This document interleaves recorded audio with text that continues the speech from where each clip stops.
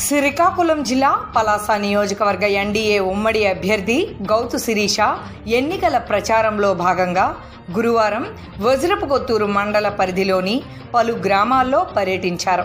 ఈ సందర్భంగా గ్రామంలోని మహిళలు ఆమెకు తిలకం దిద్ది పూల వర్షం కురిపించి ఘన స్వాగతం పలికారు. ఈ సందర్భంగా ఆమె గడూరు గ్రామంలో మాట్లాడుతూ వైసీపీ పాలనలో జరిగిన వైఫల్యాలను ఎండగడుతూ తన పదునైన మాటలతో ప్రసంగాన్ని కొనసాగించారు. రాబోయే ఎన్నికల్లో సైకిల్ గుర్తుపై ఓటు వేసి గెలిపించే బాధ్యత మీది. అనంతరం పలాస నియోజకవర్గాన్ని అభివృద్ధి పథంలో ముందుకు నడిపించే బాధ్యత నాది అంటూ ప్రజలకు మాట ఇచ్చారు.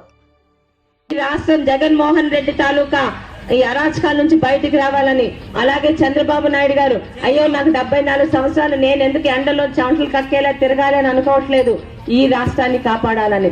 రాష్ట్రం అంటే మనమే. మన గురించి ఎంతమందో పెద్దలు ఈ రోజు కష్టపడుతుంటే మనకి ఒక బాధ్యత ఉంది.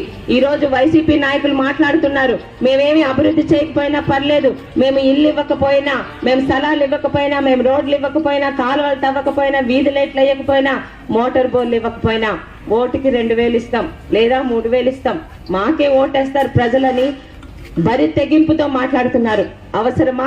3000 ఓటు 5 సంవత్సరాలు మన భవిష్యత్తును కొనేస్తుంది.